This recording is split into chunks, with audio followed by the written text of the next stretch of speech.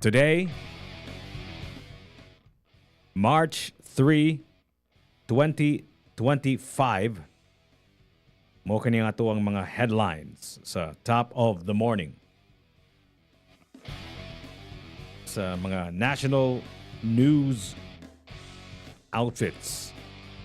Starting with ang mga headlines sa GMA News. Over 6,000 people remain in evacuation centers amid the Canlaon volcano's threat.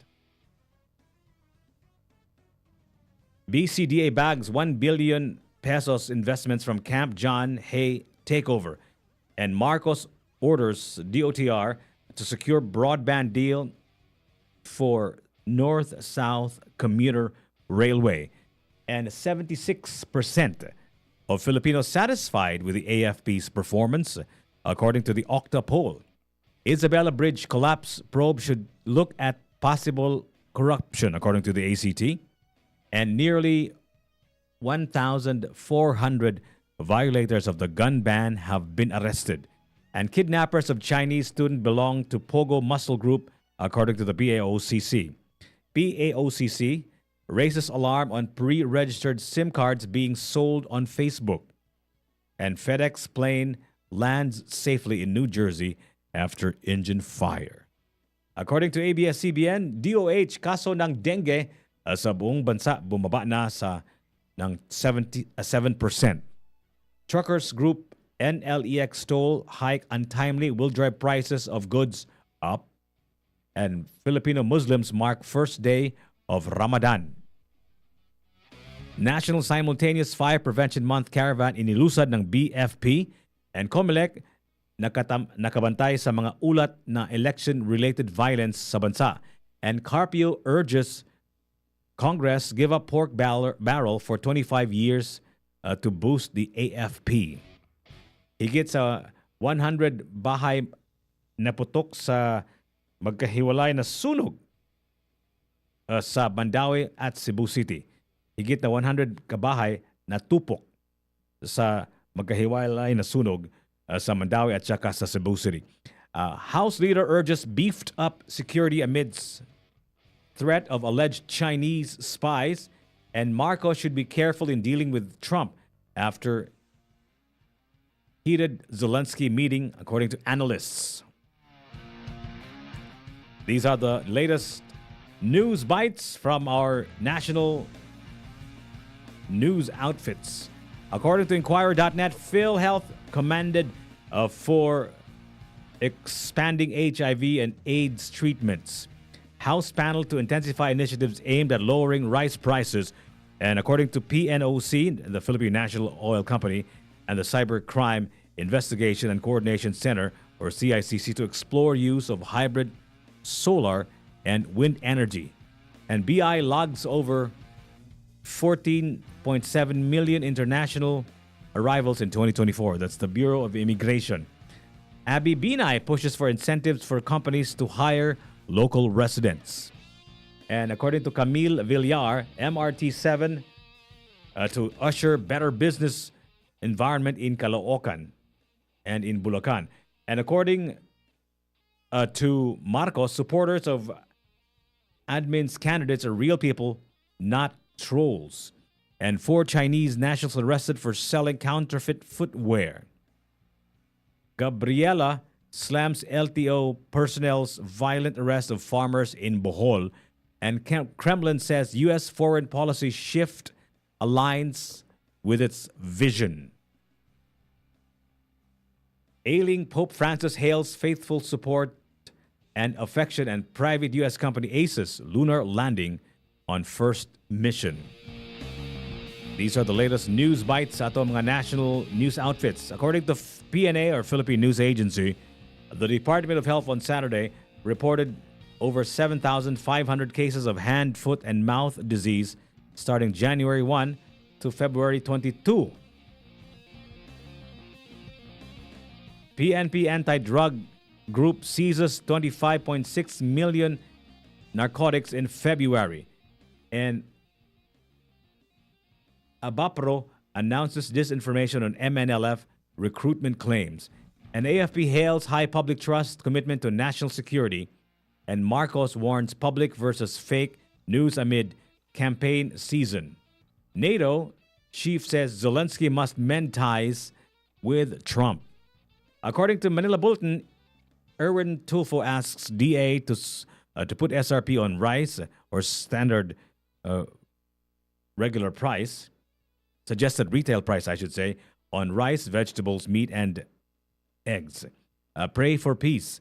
VP Sara asks Muslims for prayers amid adversity in the Philippines. And the CBCP's call on VP Duterte's impeachment, Chua tells the Senate. And 2025 Western Visayas Regional Athletic Association meet opened on Sunday, March 2 in Antique. And the PCG Russian diver drowned, then attacked by sharks. Wow, that's real scary. Trump moves test the limits of presidential power and the resilience of U.S. democracy. These are the latest headlines sa Manila Times. Manila Times, Dole implements reforms in labor dispute settlement, and Marikina City launches Carefree Sundays, or Car-Free Sundays, I should say. Namuta na diri sa Cebu Business Park, IT Park, I should say, Car-Free Sundays. UK, France working with Ukraine to plan to end fighting, according to Starmer. Those are the latest headlines in and around the Philippines. And here's Pag-asa's 24-hour public weather forecast. Easterlies affecting the country. Sa Bicol region, Eastern Visayas and Caraga and Davao Oriental, weather conditions are cloudy skies with scattered rains and thunderstorms caused by easterlies. Impact, possible flash floods or landslides due to moderate to at times heavy rain. Sa Metro Manila and the rest of the country, partly cloudy with cloudy skies with isolated rain showers or thunderstorms caused by easterlies. Impact, possible flash floods or landslides during severe thunderstorms. Forecast wind and coastal water conditions. The eastern section of the Visayas and Mindanao, wind speed moderate to heavy. Wind direction east. Coastal waters moderate to rough, 1.5 to 2.8 meters of rain. Atong sunset karong buntaga at 6:05. Moonrise will be at 8:25 a.m. and moonset will be at 9:19 p.m. Illumination is at 16%. That is the latest headlines in and around the country and our latest weather report. Now let's go to Sunstar Cebu headlines, okay? Now I'm going to digital copy sa Sunstar Cebu. Let's try to read the headlines. Fires displace hundreds of households in Mandaue City and Cebu City. As March, the beginning of Fire Prevention Month, two devastating fires in Cebu City and Lapu-Lapu City have underscored the importance of vigilance and safety measures. The Bureau of Fire Protection emphasizes that March is a critical period due to the onset of hot and dry weather conditions which increase fire risks. Kagahapon lang, Domingo, a fire in Sitio Budhaon, Barangay Mambaling, Cebu City, displaced 1,000 residents. Gabihan isa. The blaze, which started in the house of Jorani Domani past 1 a.m., razed 167 houses, mostly made of light materials, and damaged one other. A total of 184 families of 822 individuals were affected as of 7:30 in the morning, according to the data from the Department of Social Welfare Services. The damage to property was estimated at 1.5 million pesos. One resident, Lando Snani, suffered first-degree burns on his left arm. The fire reached third alarm along